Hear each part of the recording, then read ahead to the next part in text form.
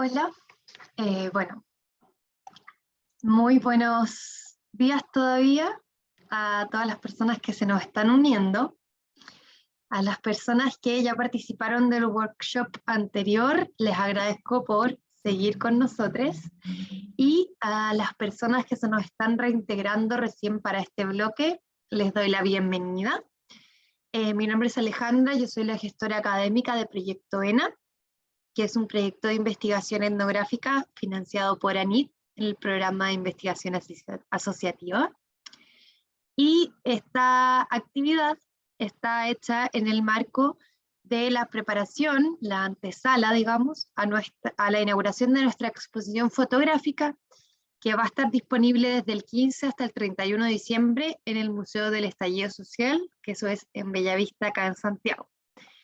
Les invito, antes de que empecemos con esta parte de la mañana de etnografía fotográfica, a inscribirse a participar de la inauguración de nuestra exposición, que es el día de mañana, a partir de las 19:30.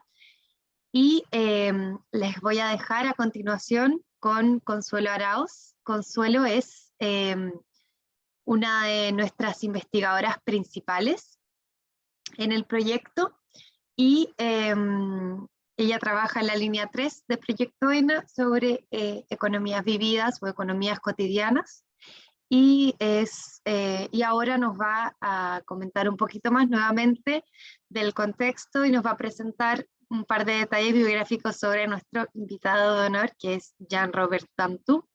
A las personas que ya vieron esta introducción antes, les agradecemos por la paciencia, pero es importante que volvamos a presentarlo para las personas que se nos están incorporando recién ahora. Así que las voy a dejar a todas y a todos con Consuelo. Muchas gracias, Ale. Quizá podrías poner en el chat el link para inscribirse para la inauguración de mañana, porque no sé si todas las personas han recibido ese correo. Bueno, ya tuvimos a Jean-Robert ahora en la mañana y fue realmente muy, muy entretenida la conversación, muy estimulante. Les agradezco a quienes siguen fielmente ahora esta segunda parte y también a quienes están incorporando. Probablemente vamos a igual tener en algún minuto el video grabado, la grabación de la sesión de la mañana por si alguien se la perdió, y la vamos a publicar en el sitio del proyecto ENA. Entonces, bueno, quisiera brevemente volver a presentar a Jean-Robert Dantou. Él es franco-chileno y es fotógrafo y cientista social. Él está, bueno, ha realizado estudios ya en ambas disciplinas, podríamos decir, pero se define como fotógrafo, según entiendo. Y actualmente está realizando un doctorado en ciencia y creación en la École Normale Supérieure de París. Y ha investigado por más de 10 años colectivamente y de forma también individual las conexiones entre fotografía, ciencias sociales, etnografía, en temas como los que nos presentó en la mañana sobre dependencia, ¿no es cierto? Temas también de salud mental, migración, cuidado, trabajo, y actualmente sobre territorios rurales desindustrializados en Francia. A lo mejor después vamos a poder mandar algunos links con parte de su trabajo. Les vamos a pedir eso porque nos pidieron algunas de las personas que asistieron a la anterior presentación, para que puedan conocer un poco más de su trabajo. Así que adelante, Jean-Robert, con esta charla.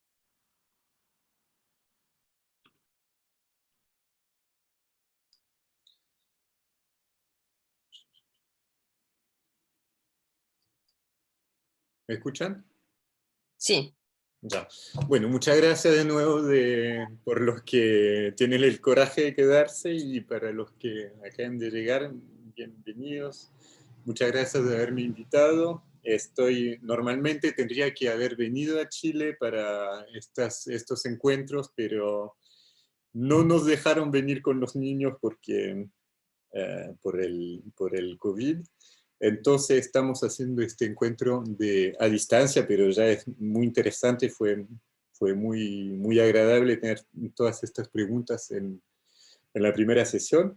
Bueno, ahora, entonces la primera sesión era tratar de hacer de compartir experiencias, y ahora voy a tratar de volver un poco atrás para explicar que lo que estamos tratando de hacer desde hace 10 años, que es de experimentar alianzas entre fotografía y ciencias sociales, no es algo tan simple. Entonces, en la presentación previa he hablado un poco del problema de la anonimización, de proteger a la confidencialidad de las informaciones que nos llegan como investigadores. Y ahora voy a tratar de explicar lo que yo identifiqué como un nudo adentro de la relación entre fotografía y ciencias sociales, que yo veo en el siglo XIX, en las primeras horas de la fotografía. Pero antes de esto, quisiera empezar, porque voy a hablar mucho de fotografía documental, y entonces quería explicarle un poco cómo entiendo este término, y me apoyo sobre una definición de un buscador que se llama Olivier Lugon, que definió 3 grandes campos adentro de la fotografía documental, y que voy a tratar de ilustrar con fotografías. No sé si ven a mi pantalla, no, todavía no. No, Ahí sí, ¿no es cierto? sí. Ya, muy bien. Entonces,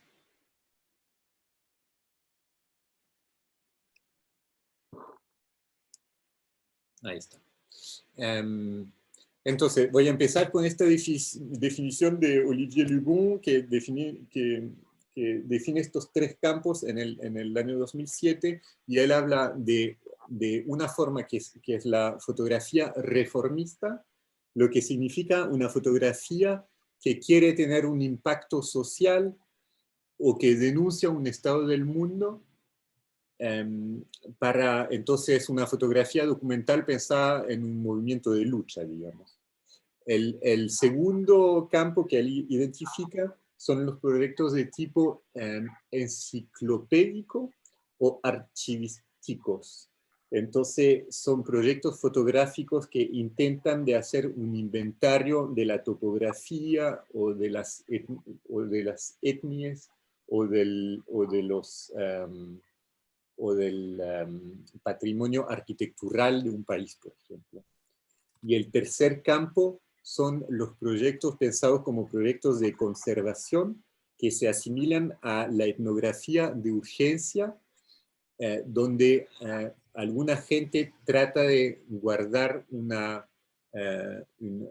ay, de nuevo se me perdió la palabra, une trace o une empreinte.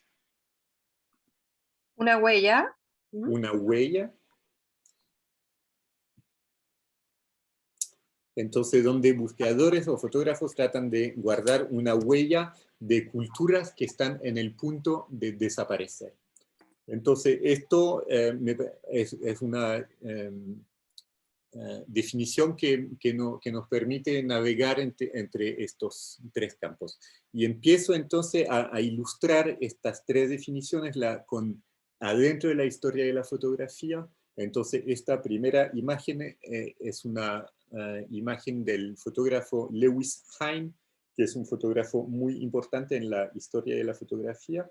Es una fotografía del diciembre de 1908, y entonces este es el campo, yo diría, de la fotografía reformista, un fotógrafo que pasó casi toda su vida denunciando las condiciones de trabajo de los niños en las empresas norteamericanas.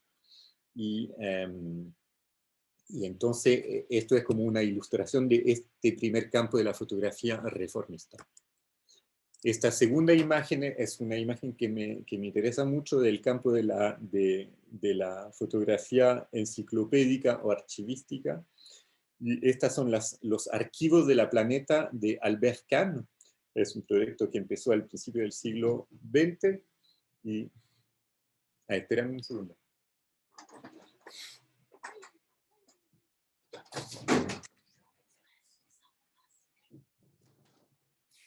Perdóname.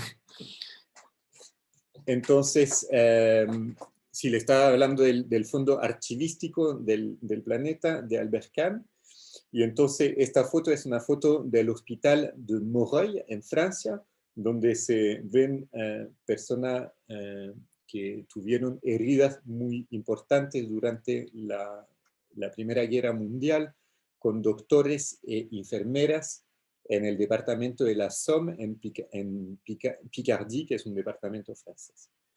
Este es un proyecto bastante importante donde estuvieron mandados fotógrafos en muchas partes del mundo para hacer como un trabajo de inventario fotográfico del mundo.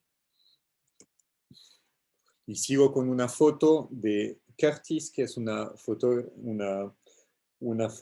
que se llama In the Badlands, que es del año 1904. Y esta foto de Curtis puede estar relacionado con todo un campo de la fotografía que también puede ser relacionado con Boas y Hastings en el norteamericano, donde están documentando los últimos años de una cultura indígena que está desapareciendo por culpa por culpa directamente relacionado con las guerras y la exterminación de los pueblos indígenas en este periodo del fin del siglo XIX y principio del siglo XX. Y aquí les propongo, como estamos en Chile, de incorporar también a esta exposición que hubo en Chile y que hubo en Francia también hace unos años, del fotógrafo Gusinde, con dos fotos, una muy conocida que es la que le presento ahora, con la ceremonia del Hain, que es un rito Selknam en 1923, y esta otra foto que a mí me impresiona mucho, que es la foto de Ventura Tenenesc con su esposa Rosa Caucia y el hijo de ellos en el campamento del lago Fagnano. Son los Selknam y es el proyecto que él desarrolló en Chile entre 1919 y 1924. No sé si vamos a hacer para las preguntas como en el otro taller, pero a mí me interesaría mucho que al final de esta presentación hayamos una discusión, porque hemos empezado cuando estábamos preparando este encuentro, entendí que había una controversia sobre el trabajo de Gusinde y me interesa mucho si podemos tener esta discusión. Jean-Robert, quizá como es una charla que tiene quizá una estructura un poco más argumental que la primera, a lo mejor puedes exponer y luego hacemos el espacio de preguntas y yo voy guardando las preguntas que surjan en el chat. ¿Te parece? Perfecto, excelente. Entonces, les muestro estas fotos porque es muy claro que hay una historia y hay modelos históricos de colaboración de una grande riqueza entre fotografía y ciencias sociales, pero también existen formas de desafío, no de desafío, sino de desconfianza recíproca que vienen a ser un nudo en las primeras horas de la historia de la fotografía. Esto yo lo nombro como una forma de inconsciente culpable de la fotografía documental, y hay un texto muy interesante de un fotógrafo contemporáneo que se llama Alain Sekula, que es un texto del 2013, que para mí da mucho a ver esta idea del inconsciente culpable de la fotografía. Les leo este texto. Es un texto del 2013 que está publicado en París, en las ediciones Beaux-Arts de París. Y entonces él dice, cada obra de arte fotográfica disimula atrás de ella algo en los archivos de la policía. Todo retrato que uno puede reconocer encuentra una contraparte en una foto de identidad judicial. Todo paisaje romántico encuentra un eco funeste en la fotografía aérea de un terreno bombardeado. Toda fotografía erotizada del cuerpo disimula una relación con una descripción anatómica clínica. Entonces, en este texto, él resona mucho con lo que yo veo de la historia de la fotografía y que le voy a presentar ahora, que son unas... hay algo muy fuerte cuando uno está en el terreno, está haciendo fotos. Es algo de lo cual hablé muy poco en la sesión precedente, pero hay una respuesta de la gente fotografiada que muchas veces viene y dice, no quiero ser objetizado, no quiero ser fotografiado, no quiero ser reconocido. Y entonces esto viene en relación con una historia, no es algo que no llega de ninguna parte. Entonces el primer ejemplo que es muy importante para la historia francesa, es el ejemplo de Bertillon, que es el director, es el jefe del servicio de identificación de la prefectura de policía de París. Es una foto de 1890, y aquí hay un primer nudo importante con la fotografía de identificación. Lo que está tratando de hacer Bertillon en esta época es que está metiendo la fotografía al servicio de una empresa de identificación de las personas consideradas como criminales al fin del siglo XIX. Y entonces él inventa un sistema muy eficiente para fotografiar todas las personas consideradas como peligrosas, y inventa un sistema de clasificación que va a permitir de reconocer a una persona recidivista. Entonces, aquí les muestro una foto de un joven que lo atraparon porque había robado algo en la calle, lo llevan a la prefectura de policía de París y le sacan fotos de frente y de perfil, y después otra foto hecha un año después, y con el sistema que puso en plaza Bertillon, permite hacer la conexión entre estas dos fotos hechas con un año de diferencia, y permiten de reconocer que la persona que está abajo, que cambió de corte de pelo, que cambió de manera de mirar a la cámara, es la misma persona. Este sistema es bastante interesante, lo relaciono al tiro con otra cosa, con otro trabajo que estamos desarrollando ahora, es que el sistema que instalaron, que inventaron en este momento, llega en un momento en el cual no es suficiente de conocer a alguien por la reputación. Antes la gente se conocía por reputación en los pueblos, pero ahora estamos en ciudades grandes donde la reputación no es suficiente, y entonces tienen que inventar, o sea, las autoridades quieren inventar un sistema para estar seguro que una persona corresponde a la identificación que tienen. Y entonces es el momento donde tienen un proyecto bastante terrible, que deciden que la gente que recidiva, que después de haber sido...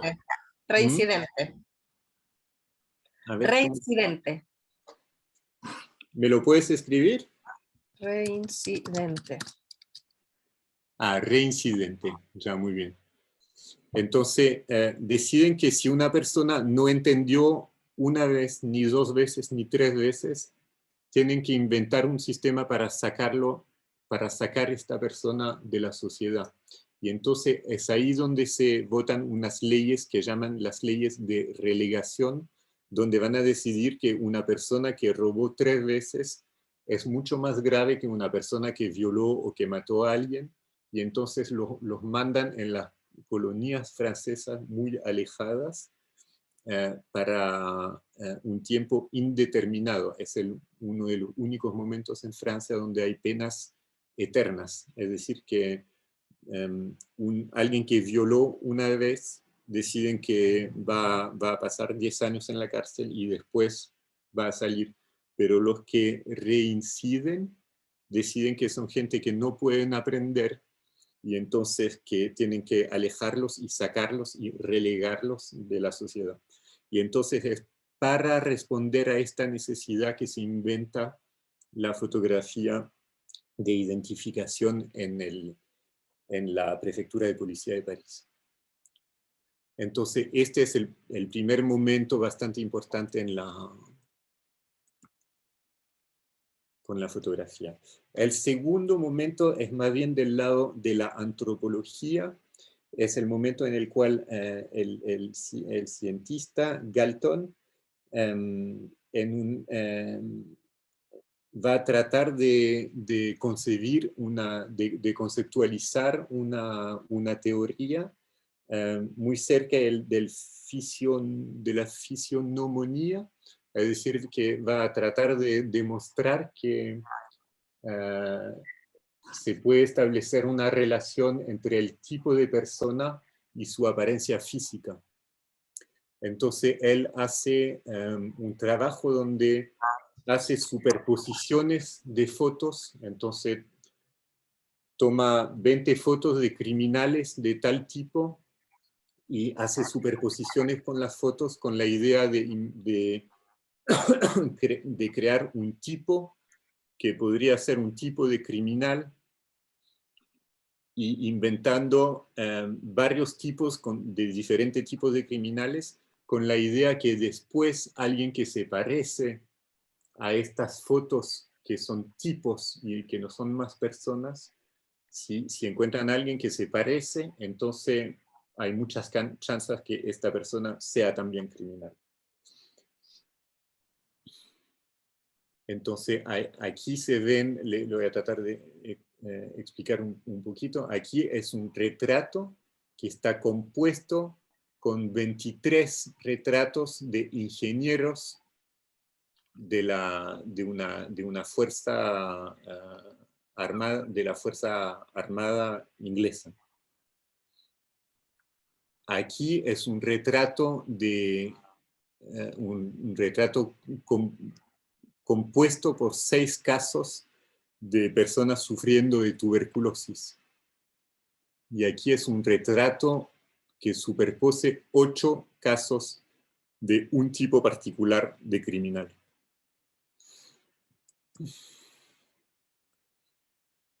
La foto que sigue es del año 1878, que también es de Francis Galton, y que se llama Composite Photograph, una fotografía composita sobre el tipo judío, y entonces fabrica este mismo tipo de fotos a partir de muchas fotos para imaginar que hay tipos raciales.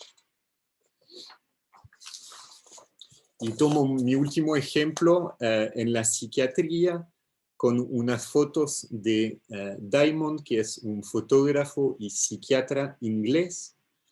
Esta foto está publicada en 1858, lo que es muy cerca de la invención de la fotografía, es decir, que apenas nació la fotografía en 1839, que empezó a haber un interés muy grande de la ciencia para la fotografía, para que la fotografía sirva de auxiliar para demostrar teorías raciales, psiquiátricas o de identificación de poblaciones que pocos años después van a ser totalmente descredibilizadas.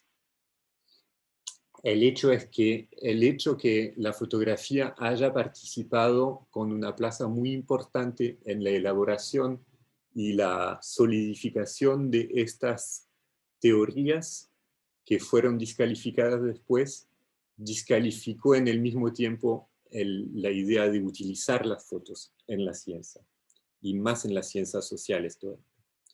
Lo que digo es algo muy claro para las ciencias sociales, pero puede ser muy diferente en otras ciencias. Por ejemplo, en la medicina es muy claro que se utiliza la fotografía en permanencia sin este problema de inconsciente culpable. Es la misma cosa con la astronomía, por ejemplo, donde o la arqueología, donde la fotografía está utilizada siempre sin estos problemas. Es un problema más específico que tiene algo que ver con la invención de estas disciplinas que son la antropología y la sociología. Entonces, así le quería decir una última cosa sobre esta foto de Diamond. La utilicé porque para mí es muy interesante ver la fotografía que está a la izquierda, que es la fotografía de origen, que está transformada con otro proceso, que es un proceso de grabado en el año 1858. Y lo que es muy interesante en esta foto es que se sacó todo el contexto de la foto. Se borraron todos los detalles que relacionen la persona con su environnement, con su alrededor. Con su entorno. Con su entorno. Y esto es un proceso que se ve en muchos proyectos donde el hecho de sacar la persona de su entorno permite construir teorías que a veces no funcionan. Y termino con esta foto, que es una foto de Charcot, que es muy conocida en Francia también en la historia de la fotografía francesa. Es una foto del año 1877, hecha a la demanda del psiquiatra Charcot, que es muy conocido en Francia también, y él tiene fotógrafos a quienes les pide las fotos. Ahí los fotógrafos son Bourneville y Regniard, y la leyenda que viene con la fotografía se nombra histeroepilepsia, y es una foto sí, importante para la historia de la fotografía francesa. Ya, entonces, esto era una introducción corta para hablar de lo que significa empezar a hacer fotos cuando uno trabaja con investigadores en ciencias sociales. Ahora trato de decirle lo que estamos tratando de hacer desde hace 10 años. Entonces, tenemos 3 campos de investigación. El primero son proyectos de investigación. Entonces, Vivre avec es un proyecto que mostré un poco antes, que significa vivir con, y es un trabajo sobre donde la fotografía llega después de un proceso de investigación científica sobre personas de edad o en situación de dependencia o personas con incapacidades. El segundo proyecto se llama Les murs ne parlent pas, significa los muros no hablan. Es un trabajo sobre las representaciones fotográficas de la locura, y es un proyecto también de investigación que mezcló fotografía y ciencias sociales entre 2012 y 2015. Y el tercer proyecto se llama Territorios y Movilidad, TEMO, y lo hemos empezado en 2017 y está previsto hasta 2022. Entonces, una cosa que estamos experimentando es de tratar de ver cómo avanzamos con fotografía y ciencias sociales. El segundo proyecto es un proyecto de formación de fotógrafos profesionales que empezó en el año 2018, donde estamos tratando de ayudar fotógrafos profesionales con las técnicas más que todo de la etnografía reflexiva, para que ellos se puedan apoyar sobre esta manera de trabajar para desarrollar sus proyectos.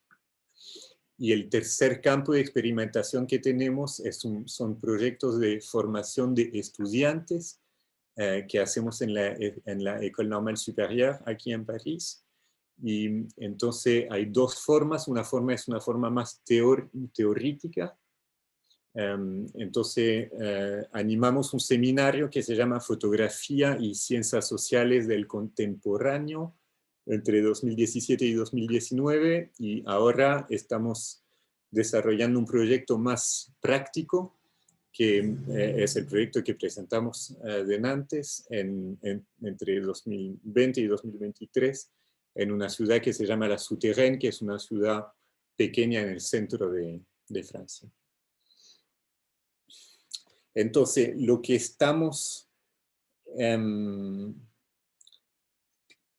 llegamos a entender ahora es que hemos identificado 4 tipos de cooperación que funcionan. El primero es un modelo científico, es decir, al servicio de las ciencias, donde el fotógrafo es un auxiliario de la investigación científica. Entonces ahí hay una investigación que está desarrollada y que le pide a un fotógrafo de venir, de leer, de entender cuáles son las conclusiones del trabajo científico, y a partir de eso de co-crear fotografías que van a poder, por ejemplo, permitir una difusión más amplia del trabajo científico. Esto nos lleva al segundo modelo que hemos identificado, que es el fotógrafo que permite la difusión o la vulgarización del saber, que también es un modelo más científico, o sea, es decir, al servicio de la ciencia. El tercer modelo que hemos experimentado y que a mí como fotógrafo me parece el más interesante es el fotógrafo experimentador, que es un poco como el etnógrafo en el terreno, cuando su presencia implica interacciones y reacciones de la gente que permiten comprender el mundo social. Y lo que estaba tratando de mostrar en la primera parte de esta presentación es que muchas veces el hecho de estar en el terreno con la fotografía es algo como un acelerador de la encuesta. Y el cuarto modelo es un modelo más bien al servicio de los fotógrafos, es cuando el fotógrafo se sirve de las ciencias sociales para analizar la sociedad y producir trabajos artísticos. Ya, ahora voy a tratar de presentarle 2 ejemplos de colaboración que hemos desarrollado, y el primero proyecto es el Territorios y Movilidades, y después les voy a hablar del proyecto que se llama Los muros no hablan, que es sobre la salud mental. Entonces, empiezo con Territorios y Movilidad. Entonces es un trabajo que empezó en el año 2017, y para mí, o sea, es el trabajo que estoy desarrollando adentro de mi tesis, y en este trabajo yo parto de una pregunta de epistemología, y donde trato de entender lo que significa el acto fotográfico. Y principalmente estoy tratando de entender cuáles serían las condiciones necesarias para que la fotografía pueda constituir una herramienta heurística al servicio de la investigación en ciencias sociales. Esto viene a dialogar con los afiches fotográficos que hemos mirado. Una de las cosas que estoy tratando de desarrollar es de identificar unos datos que, si uno no los tiene, va a tener muchas dificultades a utilizar las fotos.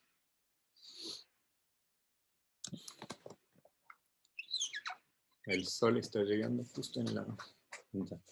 Entonces, digo dos palabritas más sobre el proyecto. Es una investigación colectiva que moviliza un geógrafo, 2 sociólogos, 2 antropólogos y 2 fotógrafos.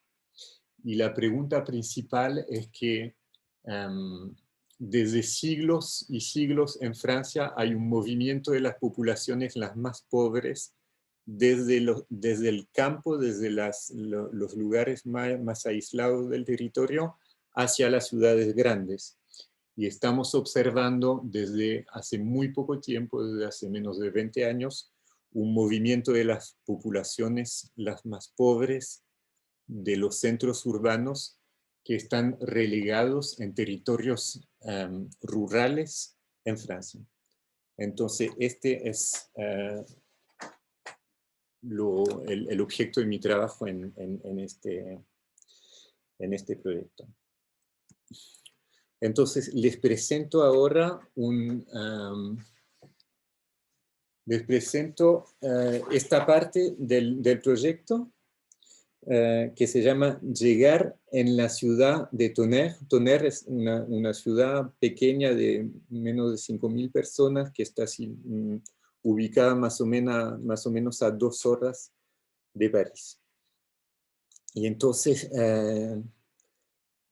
la idea es que hay 4 tipos de no sé cómo decir, filière. No sé cómo... ¿Filiales?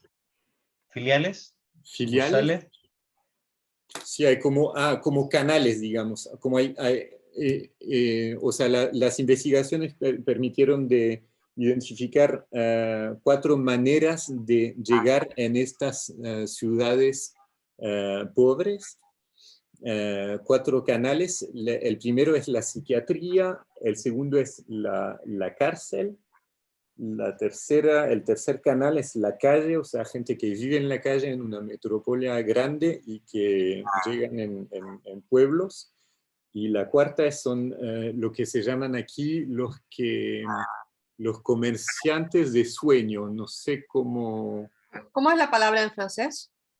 Les marchands de sommeil. Ah, nunca lo había escuchado. Vendedores de humo en Chile. Vendedores de humo. Ah, ya, eso. ¿Vendedores de humo? Ah, ya.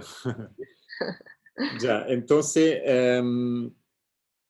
hemos distinguido 2 escalas diferentes geográficas de trayectorias.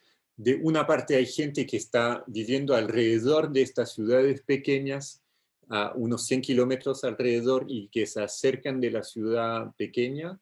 Y otro movimiento es un movimiento más bien regional, donde son gente que llega de la metrópolia parisina y que están evacuadas o mandadas siempre más lejos por etapas hasta esta ciudad donde estamos haciendo la encuesta. La otra cosa que hemos entendido es que por cada uno de los canales estudiados entendemos que hay una relación fuerte entre la llegada en esta ciudad de Tonnerre y el número muy alto de alojamientos vacíos en la ciudad.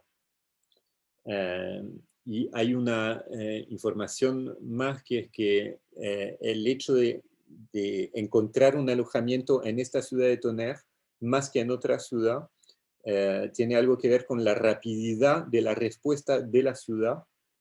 Es decir, que no es que es imposible encontrar un alojamiento en otra parte, pero es que es mucho más rápido de encontrarlo en esta ciudad, y esto fabrica una discriminación muy fuerte entre personas que tienen tiempo de esperar encontrar algo en otra parte y personas que están en situaciones de emergencia suficientemente fuerte para no estar en posición de no aceptar esta proposición de alojamiento en la ciudad.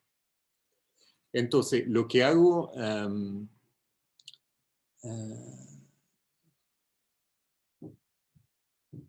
sí, estaba mirando los comentarios. Ya.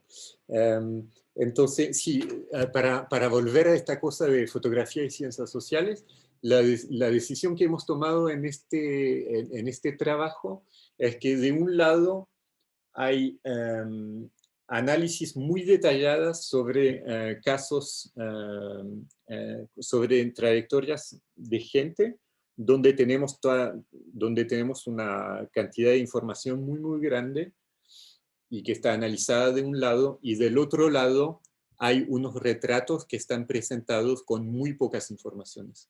Y entonces lo que les muestro ahora es una serie de retratos que vienen de más o menos 30 sesiones de fotos y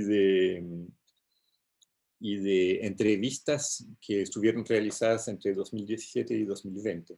Entonces empiezo con Patrick, que lo vemos desde hace 5 minutos. Entonces, Patrick llegó en Tonnerre con su esposa en el mes de mayo del 2015.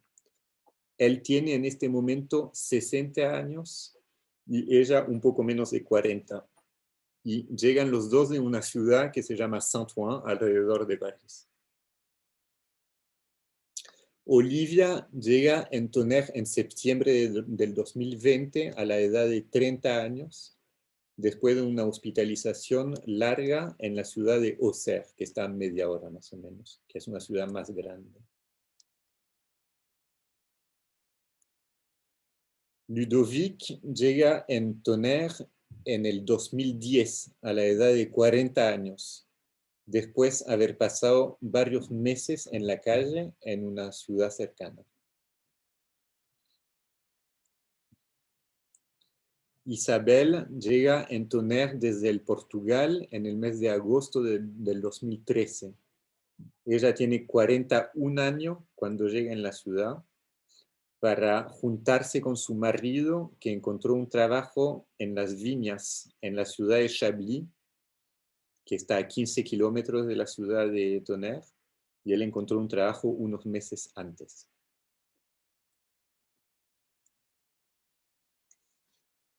Marc llega en la ciudad de Tonnerre en enero del 2021 a la edad de 63 años, después de 18 meses de vida en la calle en la ciudad de Avallon.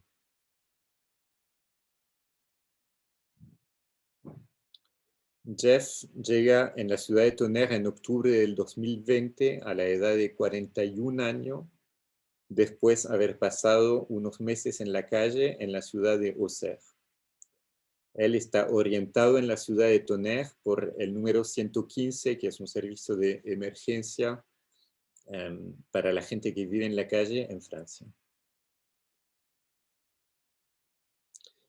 Eric llega en la ciudad de Tonnerre en el 2010 a la edad de 42 años. Él vivió varios años en un hogar en Auxerre antes de ser orientado en Tonnerre.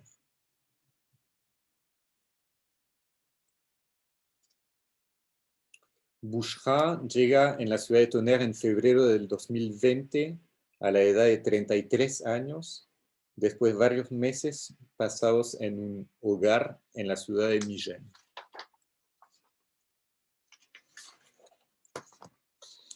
Sonia llega en la ciudad de Tonnerre en el 2017 a la edad de 26 años con su hija Melissa. Está orientada en la ciudad desde la ciudad de Migennes, que está a media hora de Tonnerre. Después de haber sido acogida en una familia en la ciudad de Auxerre, después de haberse separado. Chantal llega en Tonnerre en el mes de diciembre del 2019 a la edad de 60 años, después de una hospitalización larga en Auxerre y haber pasado unos meses en la Cruz Roja de la ciudad de Migennes.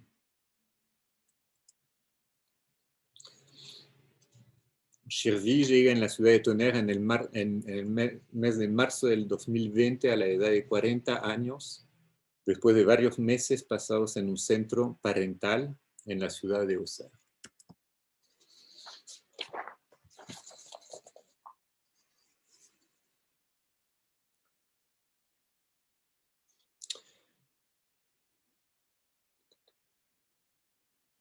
Ya, ahora les hablo del último ejemplo, que es un trabajo que se llama The Walls Don't Speak, los muros no hablan. Les puedo decir una palabrita sobre esto, es que, o sea, sobre el título, es que viene de una persona que vive en el hotel, que tiene problemas psiquiátricos y que nos explica que en el hotel donde vive está muy tranquila porque en este lugar los muros no le hablan. En comparación con muchos otros lugares, por ejemplo, en el lugar donde estaba viviendo antes, en su familia y en su habitación donde ha crecido, los muros le hablan. Entonces, este trabajo es el resultado de 3 años pasados al lado de pacientes de la psiquiatría, que moviliza a la vez fotografía y ciencias sociales para desarrollar una crítica de las representaciones fotográficas de la locura. No sé si la locura es el buen término para... Sí. Entonces,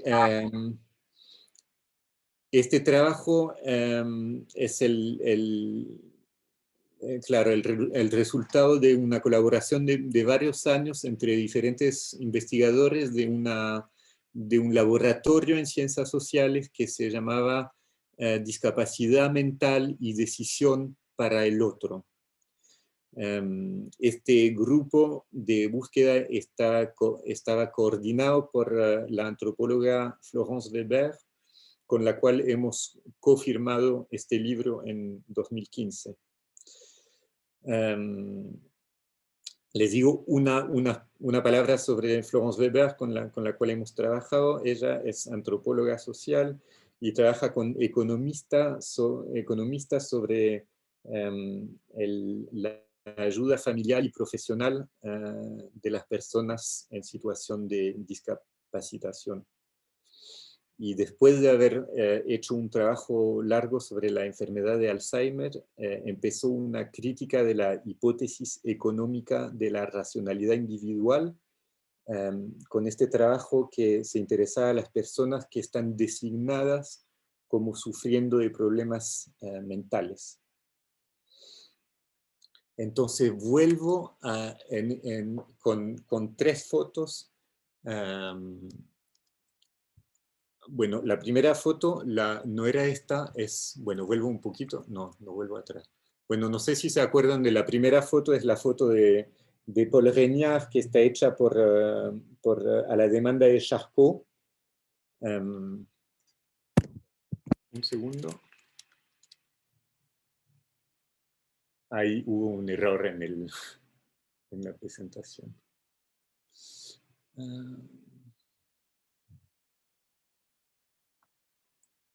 Ya, entonces quería volver a mostrarle esta foto como...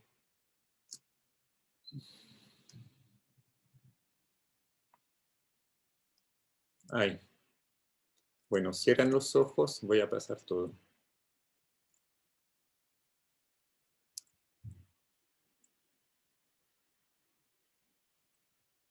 Ya, vuelvo a esta foto, entonces, para recontextualizarla, porque se la presenté de manera muy teórica antes y ahora la vuelvo a tomar adentro del proceso de creación y de investigación. Entonces, esta foto es la fotografía de Agustina, la señora que está fotografiada, y que está reproducida en un libro que se llama La iconografía fotográfica de la Salpêtrière. La Salpêtrière es el nombre del hospital en el cual está hecha esta imagen en 1878.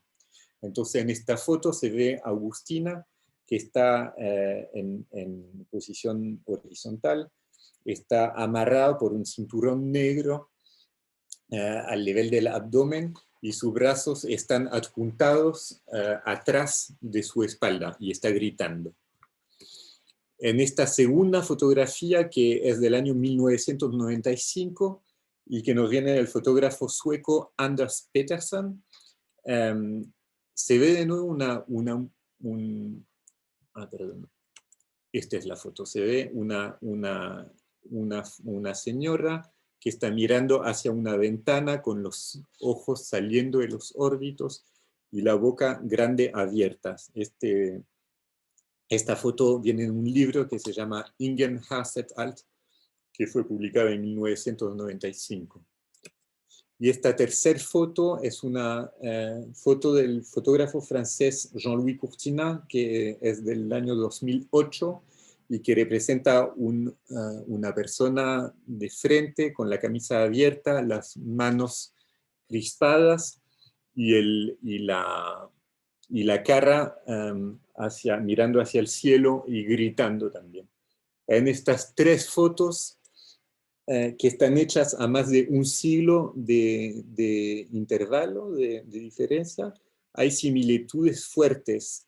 En las tres se ve una boca abierta y gritando se ven miembros que están tensos, y por las dos últimas una luz que es muy puntual, muy fuerte, que es muy dirigida y que viene a reforzar el efecto de angustia de la foto. Esto se ve también con un contraste fuerte y mucho negro adentro de la foto. Lo que entiendo bastante rápido es que cuando empiezo este trabajo me doy cuenta de lo que le estaba contando antes, que la fotografía apenas estaba inventada, utilizada en toda Europa como un auxiliario de la psiquiatría que estaba naciendo para perpetuar el movimiento largo de expulsión de la gente describida como loca afuera de la humanidad. Entonces lo que se ve en los libros de fotografía desde el fin del siglo XIX y en un movimiento constante durante todo el siglo XX es que se ven locos babeando y que se tuercen que se pegan la cabeza contra los muros, que miran de reojo y que nos aterran. Esta es la imagen y la cultura iconográfica que tengo en mente cuando empiezo este trabajo sobre los pacientes de la psiquiatría. Entonces, la primera parte del libro que hemos pensado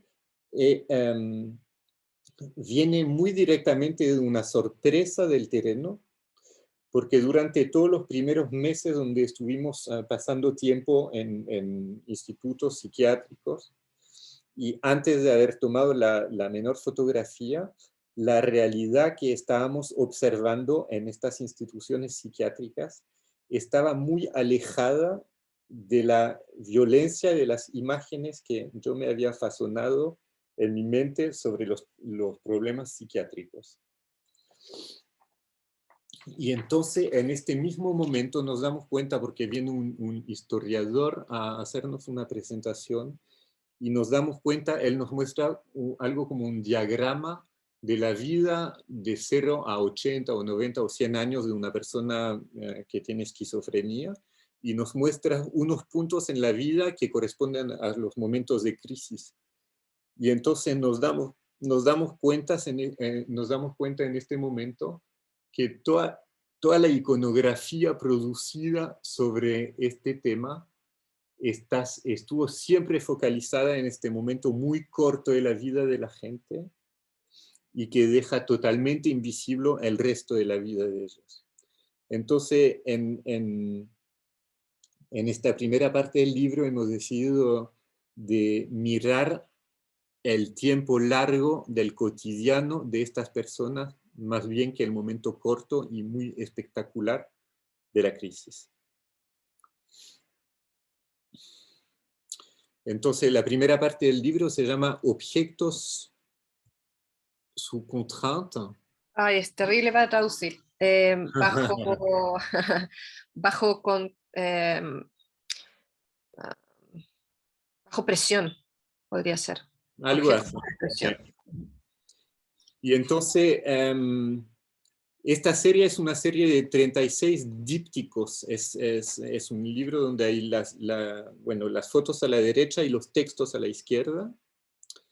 Y la idea es de describir el cotidiano de las personas que están descritas como sufriendo de problemas psiquiátricos o mentales. Entonces, esta primera foto que les muestro representa un cepillo de diente azul que está fotografiado sobre un fondo claro y que está torcida, o torcido. Entonces, este objeto viene de una serie de entrevistas con una señora que se llama Agathe, que me explica cómo después de largos periodos de incomprensión, realiza que su marido sufre de problemas mentales el día en que al medio de otros objetos rotos adentro de su departamento, ella descubre su propio cepillo de diente torcido en la sala de baño. Y este objeto torcido, que es un objeto del cotidiano que se fisura, es para nosotros dos como una revelación, un déclencheur, no sé cómo explicar esto. Revelador. Como un revelador. Porque para ella es cuando ella descubre este objeto, que es el día en el cual ve este objeto, que ella decide convencer a su marido de ir con ella en las urgencias psiquiátricas. Y para mí es cuando lo descubro que decido de seguir esta pista de objetos que después vamos a llamar objetos de fricción, que hablan de momentos de báscula, de toma de conciencia y de decisiones que tomar.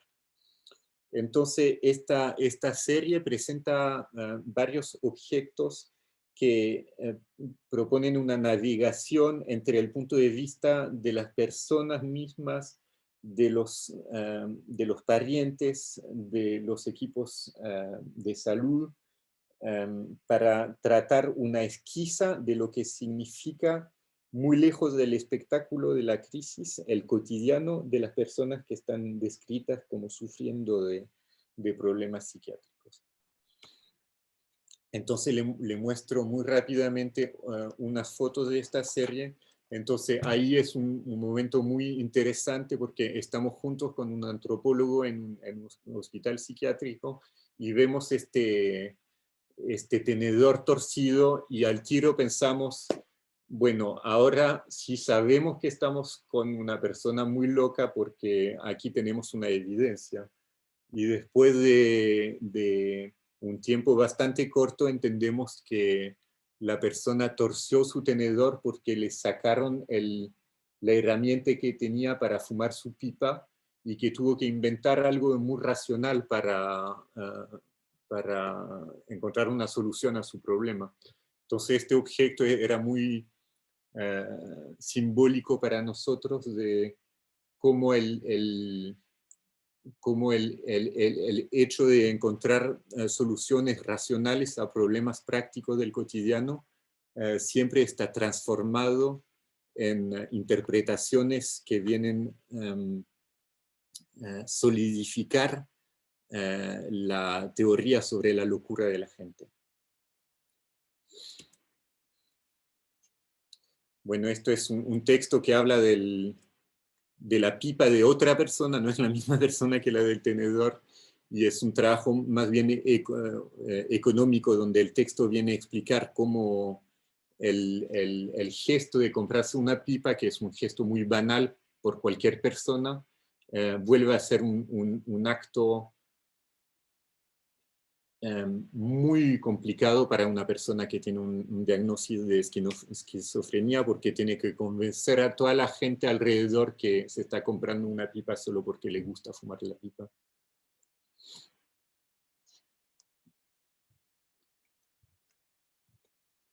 Y termino con este objeto que también es bastante, bueno, que tiene bastante relación con la pipa también, es que ahí es una persona con la cual yo pasé mucho tiempo y que el tombe amoureuse, ¿cómo se dice eso?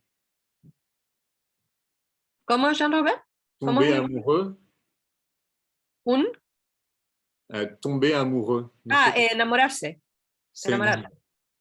Entonces es un hombre que se enamora de una persona y entonces quiere comprarle un anillo. Y entonces empiezan semanas y semanas de negociación con el hospital, con el psiquiatra, con las enfermeras, con el tutor legal, para saber si, y todos empiezan a opinar para saber si él tiene derecho a comprar un anillo a la persona con la cual se enamoró o no.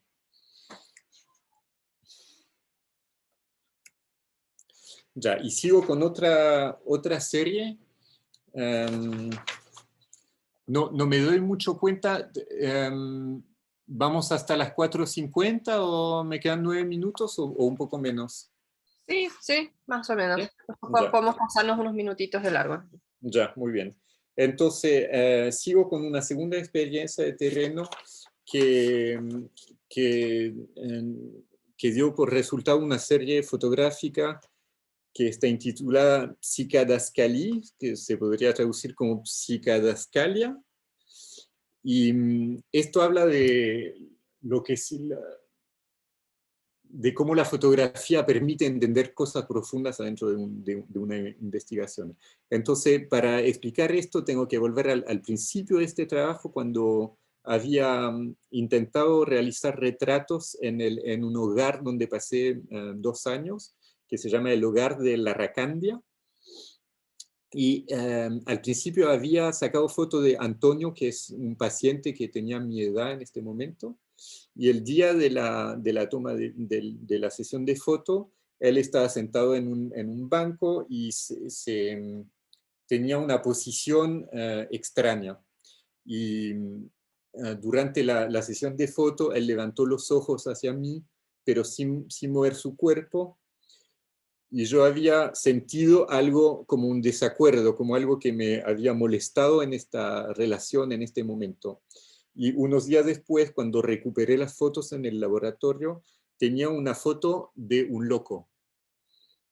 Y entonces lo que me molestaba mucho es que Antonio en foto, la foto de Antonio, no correspondía a Antonio que yo conocía en la vida. Y entonces en este momento es una clave en la cual yo decidí que no quería hacer retratos de la gente, y también fue una de las razones por las cuales decidimos dejar los retratos al lado, porque yo me sentía como atrapado, sentía que había algo que no podía entender. Y algo como 8 meses después, al fin del año del 2013, Antonio me propuso de nuevo de hacer una sesión de fotos. Y en este momento nos conocíamos mucho mejor. Él me había invitado varias veces en su hotel donde vivía. Habíamos comido juntos muchas veces, hablado mucho, y también había como una relación de apreciación recíproca, nos llevábamos bien. Y entonces acepté su proposición, volví con una caja de luz, con un trípode, con mi cámara fotográfica. Instalé un estudio improvisado en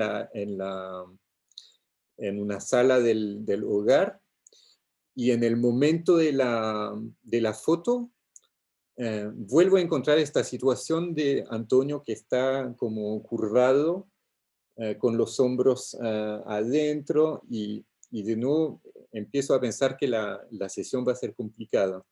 Pero vuelvo a pensar a una situación de foto a una sesión de foto que había hecho solo unos días antes, donde había fotografiado un empresario que tenía una posición muy cercana.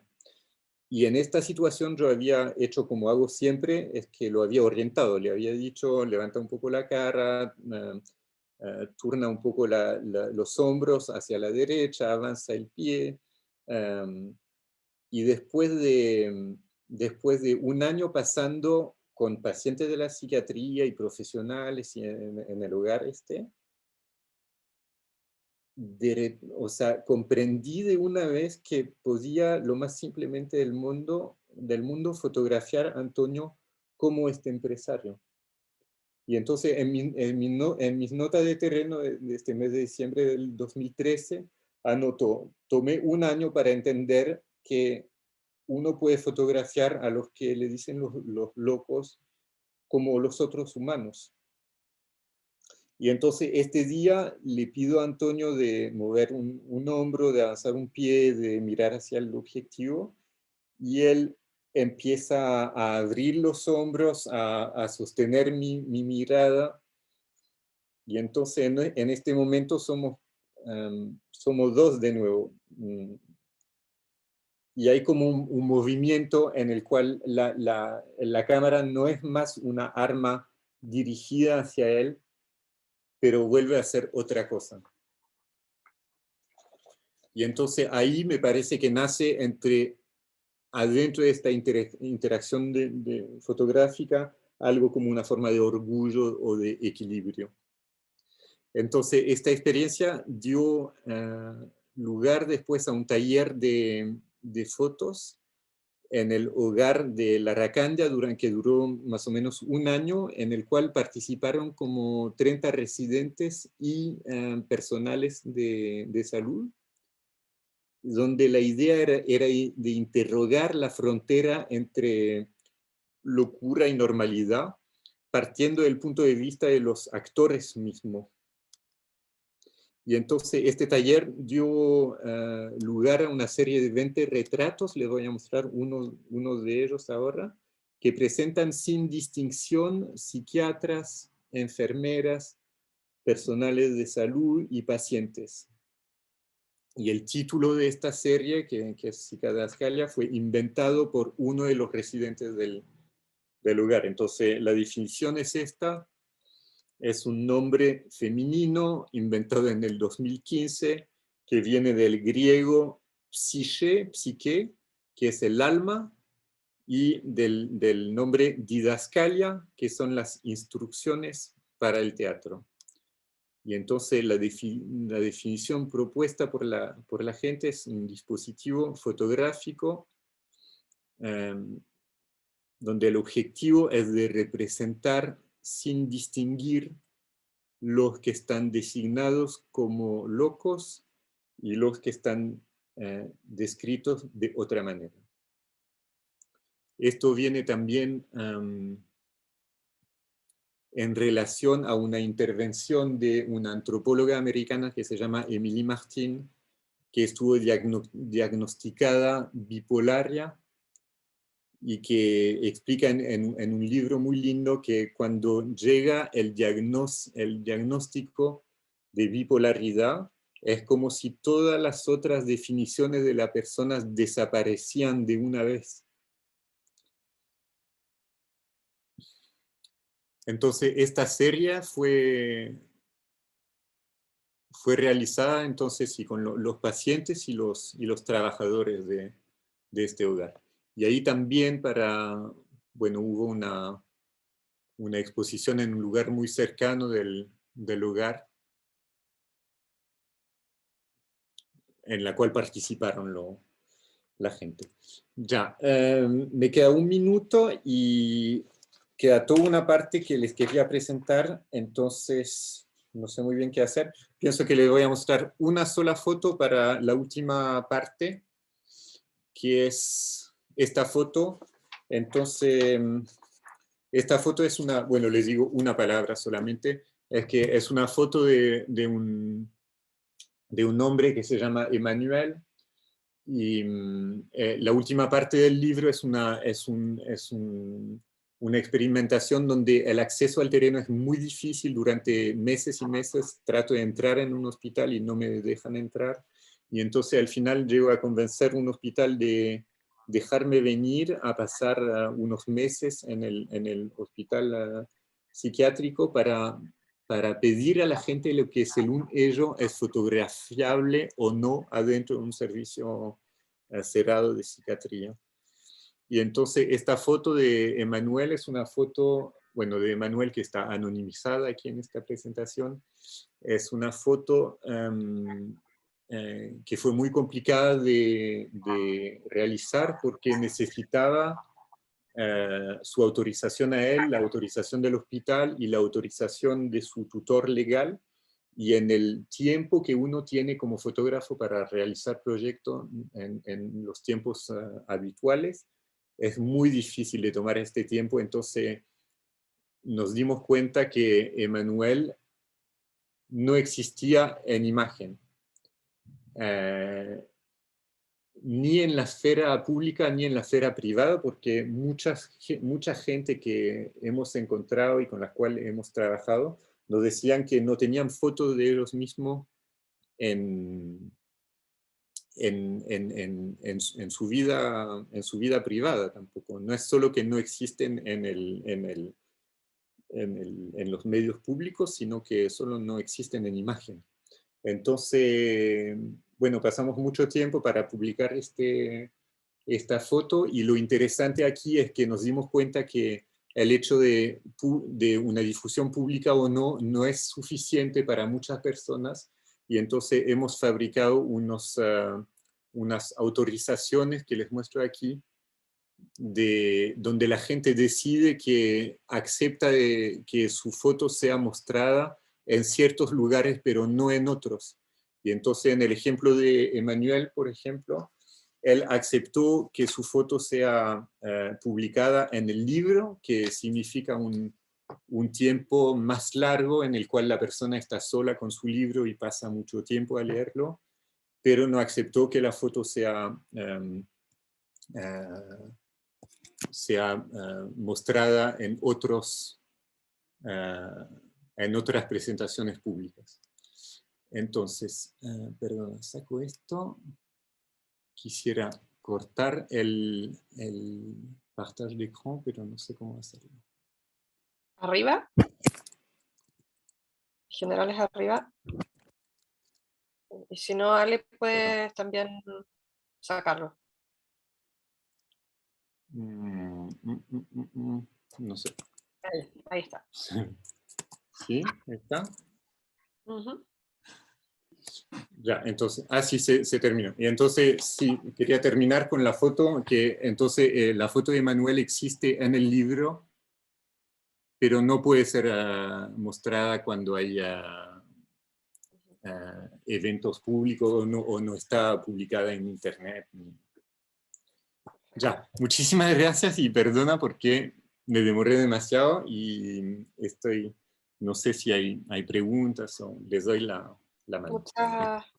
Muchas gracias, Jean-Robert, por tu exposición. Realmente un lujo poder entender, conocer un poquito más los procesos que están detrás de estos trabajos. La riqueza que apenas atisbamos un poquito con tu presentación. No sé, habían un par de preguntas, una muy inicial que hacía Nicolás Aguirre sobre si para investigar ciencias sociales y fotografía se trabaja en un marco teórico similar al de una investigación en ciencias sociales. Esa era una primera pregunta.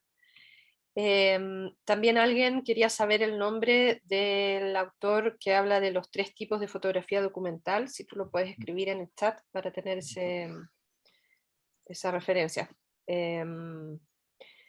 Y bueno, y un poco también yo creo que había como una inquietud general sobre como la actualidad que tiene esos peligros, esos riesgos que los vemos como tal hoy en día, ¿no? Esas problemas en la relación entre fotografía y ciencias sociales, pero también criminalística o otro tipo de ámbitos, y cómo hoy, en el fondo, eso también es una realidad y también un riesgo, ¿no? Esas 3 cosas podría sintetizar como primeras preguntas.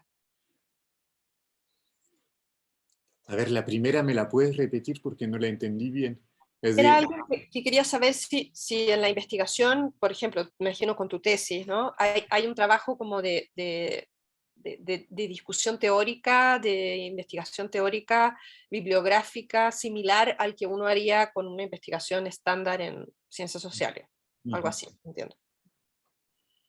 Sí, entonces, bueno, puedo empezar con esto. O sea, lo que es un poco complejo en mi trabajo de tesis es que hay 2 objetos. Hay un objeto de epistemología, que es lo que significa sacar fotos, utilizar fotos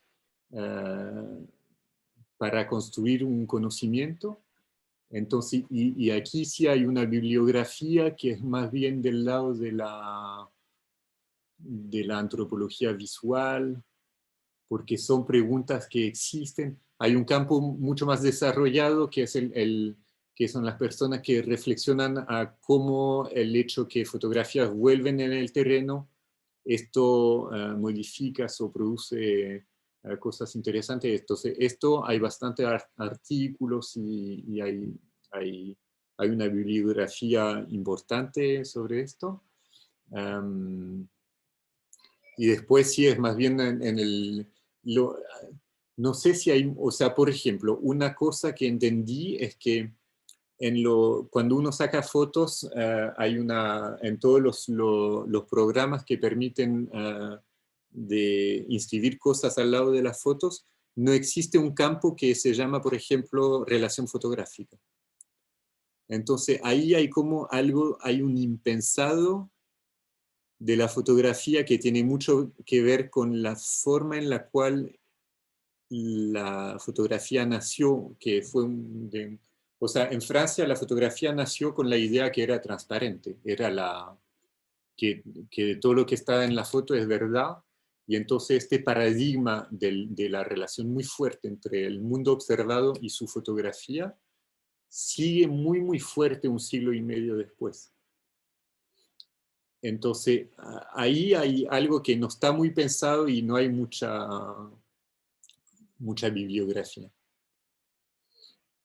Y después, bueno, el otro tema es el tema más bien de territorios y movilidad, de estas migraciones. No sé cómo es en Chile, si existen este tipo de fenómenos, pero ahí también hay una literatura más bien del lado sociológico que no es muy abundante. O sea, son fenómenos que no son muy...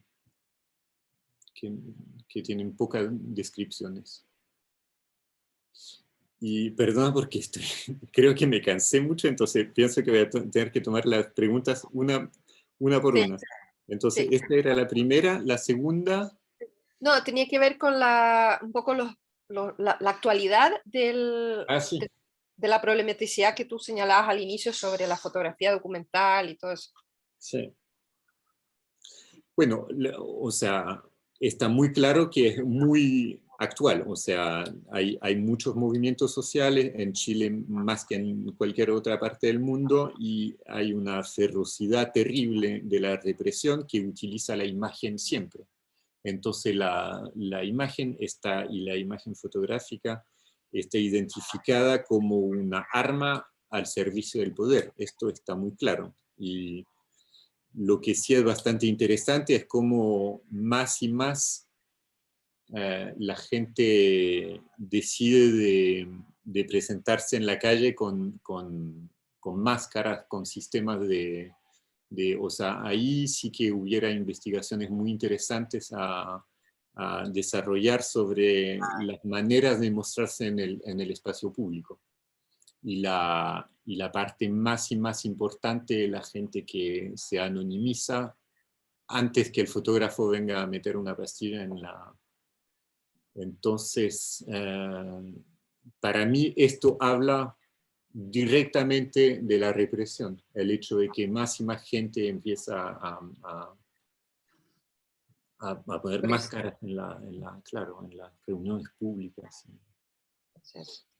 Mira, hay una pregunta sobre el rol de tu cuerpo, ¿no? en tu interacción fotográfica, que es interesante, en analogía con la etnografía. La voy a leer en voz alta. Cuando usamos metodologías clásicas como la entrevista, tenemos que analizar si el cuerpo de quien investiga impide una buena entrevista. El cuerpo como posición social, su género, clase, racialización. ¿Te ha ocurrido algo similar con tu cuerpo varón, blanco, etcétera? ¿Puedes hacer fotografías a mujeres o personas racializadas sin problema? ¿Cómo facilita o actualiza tu posición social corporalizada al hacer fotografías en la investigación? Gracias por compartir tus conocimientos. Sí, yo diría que es una preocupación de cada minuto. O sea, en cada interacción, o sea, lo que hago ahora es que después de cada interacción fotográfica tomo un tiempo bastante largo para preguntarme cosas que nunca me había preguntado antes como simple fotógrafo, para tratar de entender lo que esta relación que está muy situada, produce cierto tipo de imágenes. Entonces, sí es una pregunta muy, muy clásica y muy cotidiana. Jean-Robert, y yo me voy a permitir hacer una pregunta. Cuando tú distinguías estos modelos, ¿no? Este modelo más científico, de vulgarización, de fotógrafo experimentador, tú, a ver, por un lado, ¿te parece que son como posibilidades neutras, como, o tienes como una postura crítica, político-epistemológica con respecto a ellos, y tú mismo te sitúas en un cierto modelo, o te parece que puedes transitar por uno y otro? ¿Cómo estableces esa relación? No, yo diría que no tengo un punto de vista muy político sobre estos 4 tipos de cooperación. O sea, me parece que nosotros estamos navegando siempre entre las diferentes posiciones. O sea, el fotógrafo auxiliario del modelo científico me parece muy eficaz, es lo que... Porque si hay algo que no dije es que el tiempo de la fotografía y el tiempo de la investigación científica no son los mismos. La fotografía va mucho más rápido y la investigación dura mucho más tiempo. Entonces, yo defiendo mucho un modelo de, si es que quería decir esto en conclusión, que yo defiendo más bien un modelo de división del trabajo donde cada disciplina reconoce sus incompetencias en otros campos. Entonces, yo muchas veces digo, esto es una pregunta del demógrafa y yo no tengo las competencias, entonces las tiene que solucionar un demógrafa. Y me parece que volviendo a imponer la idea que tenemos que tener varias especialidades que trabajan juntos, esto me parece algo muy, muy importante. Entonces, para mí, cuando soy auxiliario de un modelo científico, yo estoy muy feliz.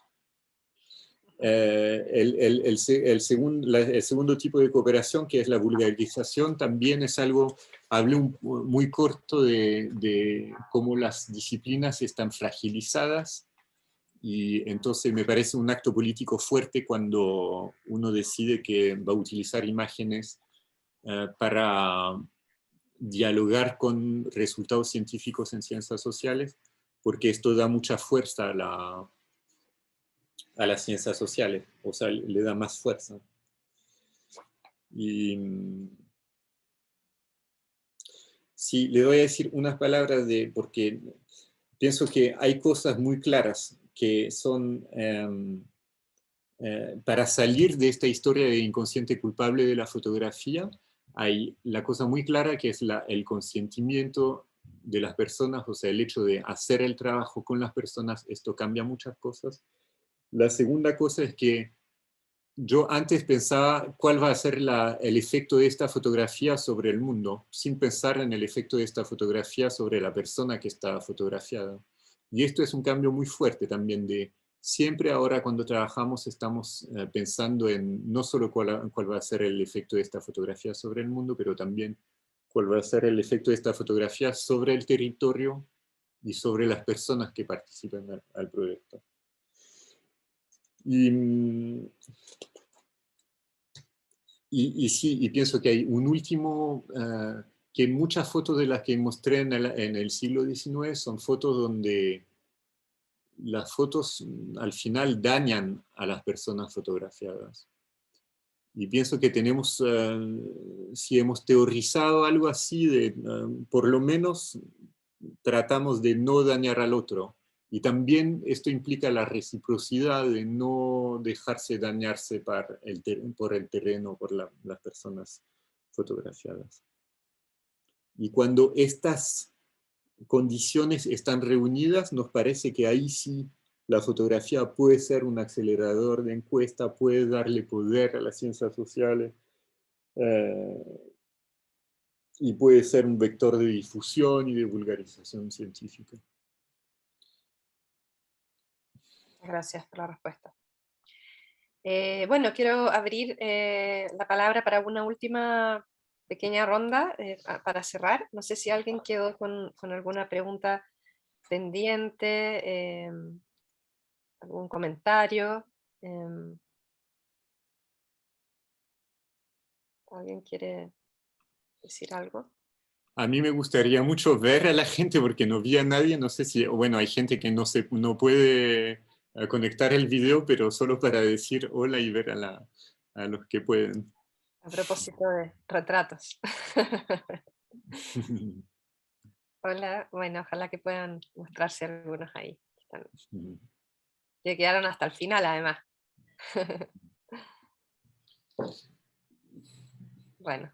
Bueno, no sé si pude responder a todo y pienso que quise explicar muchas cosas en un tiempo muy, muy corto, pero... Ya, Robert, mira, hay una última persona, David, que quiere hacerte una pregunta. Ajá. Es más que nada un comentario, Jean-Robert.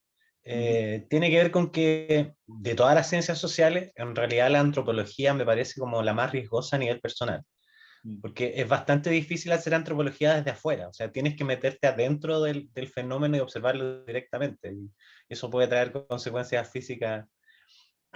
No es como, no sé, en las ciencias naturales, no sé, en la biología, yo tomo el microscopio y veo la célula y mi riesgo es nulo, o prácticamente nulo. Entonces, en ese sentido, los resguardos que se pueden tomar que tú mencionas, finalmente esos resguardos quizás al mismo tiempo constituyen un arma de doble filo. Y al tomar esas prevenciones quizás estás evitando llevar tu investigación más allá.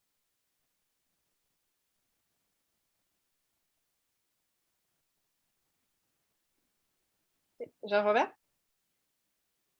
Es que creo que no entendí perfectamente. A ver, ¿me puedes decir de nuevo? Perdón, que Le estoy... risque de mettre la recherche dans un cadre pour éviter l'endommagement de toi et de la contrepart d'autrui, et détermine que peut-être tu ne vas plus loin sur la recherche. Ah, ya, entiendo. De que todo el cuadro universitario impide ir más allá en ciertos lugares, ¿no es cierto? Ah, sí, eso es muy posible, sí. Porque sí, muchas veces salgo del terreno y digo, ya, no más análisis. O sea, la cosa es que como estoy haciendo este trabajo muy teórico sobre lo que significa lo que es mi profesión de sacar fotos, me obligo a tener esta cosa muy, muy difícil, pero a veces tengo muchas ganas de dejar todo esto y volver a sacar fotos como... Entonces pienso que puede ser que haya una última parte del trabajo que sea más abierta, con más respiración, con más... Me gustaría, sí. Me gustaría. Y por último, una pregunta sobre por qué siempre buscar el rostro como retrato. ¿El rostro, c'est la figure? Sí, la ¿Sí? figura. No, le visage, le visage. Ah, le visage, ya. Claro, pero también la figura en el sentido como la imagen sí. La silueta. de la cara. Sí. No, Es la que, figura de la cara. sí. Es que en estos ejemplos que les mostré hoy es muy el rostro, pero en el trabajo que estoy haciendo en Tonnerre ahora es mucho más alejado. La cosa es que o sea, fotografiar un cuerpo entero es mucho más difícil que un rostro. Entonces hay algo como que para tomar distancia hay que tener años de experiencia. Pienso que al final de la vida uno puede fotografiar personas enteras. Y como estoy empezando todavía, estoy al rostro. Pero también en lo que nos mostraste antes, por ejemplo, bueno, uno estaba en los retratos de los objetos, ¿no? Por un lado. Ajá. Y por otro lado también estos retratos como colectivos, que ahí sí había un alejamiento, digamos, del rostro. Sí, claro, sí. Pero, o sea, esta es una pregunta que uno como fotógrafo siempre tiene porque está ahí y quiere, y cuando tomas distancia, bueno, ahí no solo tienes que equilibrar los ojos, la nariz, pero también el brazo, la pierna, y entonces empieza a ser complicado. Pero un ejemplo muy lindo es el August Sander, que es un fotógrafo muy conocido, y las personas están siempre en pie, pero de mi punto de vista, es un genio. Y bueno, vamos a hacer una última pregunta que Macarena levanta la mano. Hola, sí, perdón, no sé si se pasó mucho el tiempo, no la hice antes. Bueno, mira, yo en realidad vengo desde la antropología, netamente. Me interesa la fotografía, pero no tengo como reflexiones como estudios ni nada. Entonces, me pasó que me encantó, creo que desde como antropóloga, me encantó lo que hiciste con el trabajo sobre las enfermedades mentales. Porque precisamente mostraste objetos y a partir de ese objeto diste cuenta de la experiencia misma sobre ciertas enfermedades mentales, o sea, cómo se vive ese proceso. Pero me pasó que cuando muestras los retratos, en el primer trabajo que das cuenta que es el de migración, muestras el rostro. Entonces, y claro, ahí es muy distinto el ejercicio que haces, porque muestras un retrato. Entonces, a mí me pasó que me entra como la duda de qué manera tú piensas que ese retrato da cuenta de el proceso de migración. Porque siento que el trabajo que hiciste en el tema de enfermedades mentales es muy rico, porque muestras un objeto y que da cuenta de mucho más, como que lo encontré muy profundo en lo que puedes mostrar, y con el retrato me pasa que, digo, ¿de qué manera un retrato da cuenta de esa experiencia? Sí, esto es una muy buena pregunta. Perdona. Te dejo terminar. No, eso. Ya, muchas gracias, Macarena. Esto es muy complicado porque resulta que, bueno, la respuesta está en relación con lo que dije justo antes, de que el tiempo de la investigación y el tiempo de la fotografía son muy diferentes, y la cosa es que poco a poco me di cuenta que la pregunta importante era este proceso de migración después de haber hecho los retratos. Y entonces ahora me doy cuenta que los retratos dicen muy poca cosa de estas trayectorias que vienen de la calle en París y de otra ciudad y de etapas así hasta llegar.